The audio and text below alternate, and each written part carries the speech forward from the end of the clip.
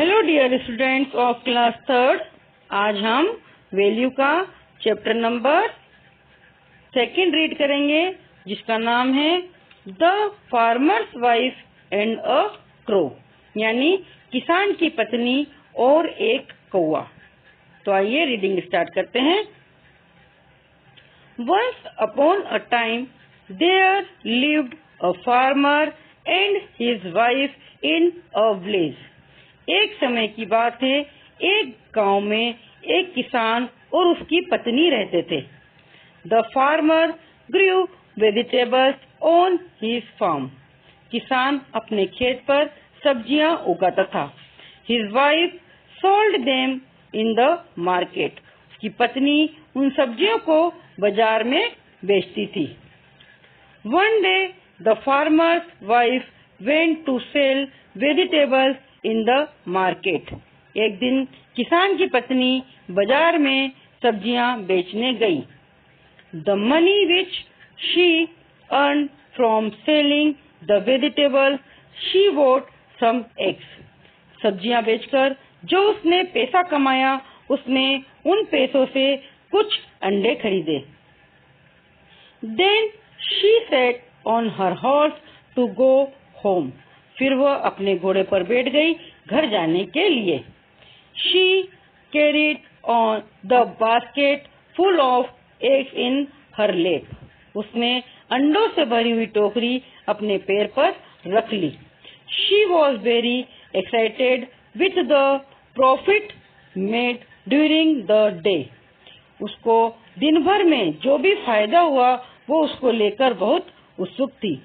The farmer's wife was riding carelessly and was dreaming of things she would buy with the money.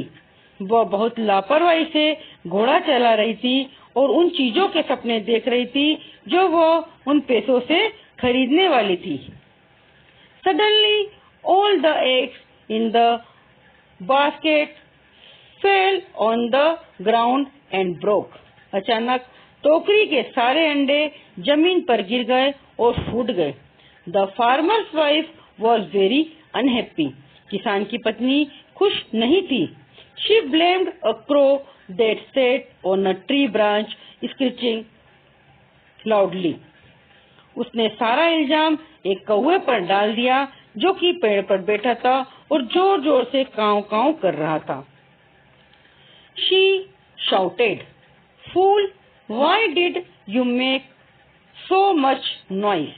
वो चिल्लाई, बेवकूफ, तुम इतना शोर क्यों मचा रहे थे? I was surprised to hear your unpleasant voice and so all the eggs broke. मैं तुम्हारी बेसुरी आवाज सुनकर चौंक गई और इसलिए सारे अंडे फूट गए। The crow replied, Lady, you were not careful while riding. कौवे ने जवाब दिया, महिला, तुम घोड़ा चलाते हुए लापरवाह थी। And you were lost in your thoughts. और तुम अपने ही ख्यालों में खोई हुई थी। You should not blame me for your fault. तुम अपनी गलती के लिए मुझ पर इल्जाम नहीं डालना चाहिए।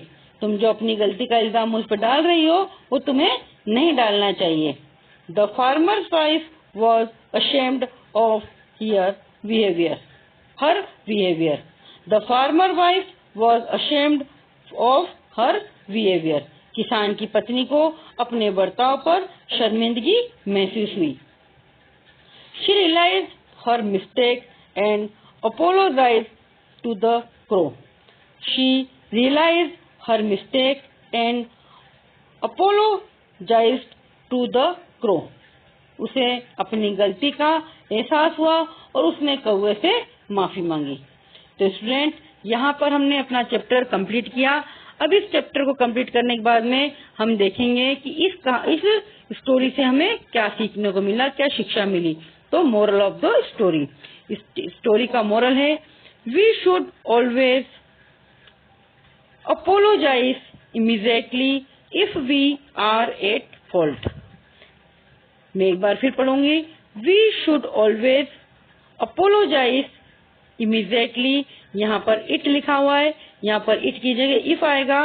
If we are at fault, हमें हमेशा माफी मांग लेनी चाहिए जल्दी से जल्दी अगर हमारी गलती हो तो मैं आशा करती हूँ। चलिए एक बार मैं इसकी स्टोरी फिर से आपको हिंदी में पढ़ के सुना देती हूँ।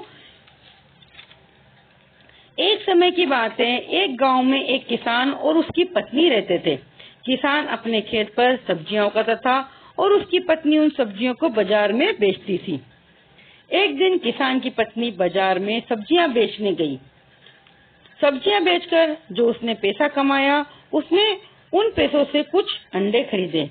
फिर वो अपने घोड़े पर बैठी घर जाने के लिए। उसने अंडों से भरी हुई टोकरी अपने पैरों पर रख ली। उसको दिन भर में जो भी फायदा हुआ वो उसको लेकर बहुत ही उत्सुक थी।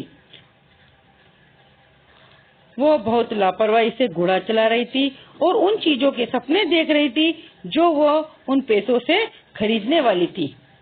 अचानक टोकरी के सारे अंडे जमीन पर गिर गए और फूट गए। किसान की पत्नी खुश नहीं थी।